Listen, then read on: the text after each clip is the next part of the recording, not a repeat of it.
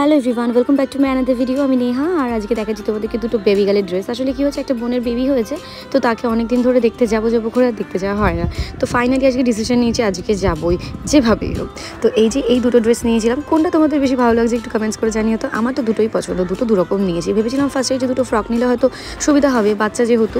তারপরে বললাম না, দুটো দুরকমই নিই। অ্যাকচুয়ালি বুদ্ধিটা আরোই পাপারই। এনিওয়ে, দুটো ড্রেসই দেখালাম তোমাদেরকে, দুটো কালারই খুব মিষ্টি। চোখ বন্ধ করে দাঁড়িয়ে রয়েছ সত্যি? This is for you. Are you happy? সত্যি? এই জন্যকে তো ঘুষ না দিয়ে আমি বেরোতে পারবো না, সেজন্য ওকে আমি শান্তি করে রেখে গেলাম ওর ঠাম্মার কাছে। চলো বেরিয়ে পড়লাম এবার। বাইরে না ভীষণ গরম।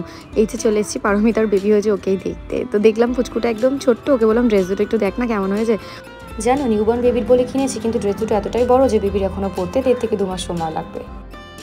ওদের বাড়ি থেকে আমি গেছিলাম ডিরেক্ট বাজারে, বাজার থেকে আবার রেশমা শপ হয়ে তারপর বাড়ি এসেছি। এই 2 পিসটা নিয়েছিলাম, আমার কালারটা এত চোখে লেগেছিল না, আমি নিয়ে নিয়েছি, এত ভালো লাগছিল। মেয়ে আমার ড্রেস দেখে রিয়াকশন দেখো। মাম্মা তাকাও,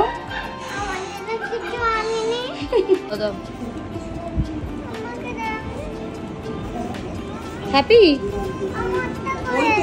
ওই যে তোমারটা, ওটা দিয়ে তুমি আর আমি শেয়ার করে খাবো। মা ওরা ঠাম্মা দাদু শেয়ার করে খাবে। রাত 9টা বেজে গেছিলো, আর এখানে দেখো ওর পাপা কিছুক্ষণ আগে রোল এনে দিল। তো দুটো এনেছিল, আমি, মা, মাম্মাম আর বাবা 3-4জন মিলে ভাগ করে গেলাম।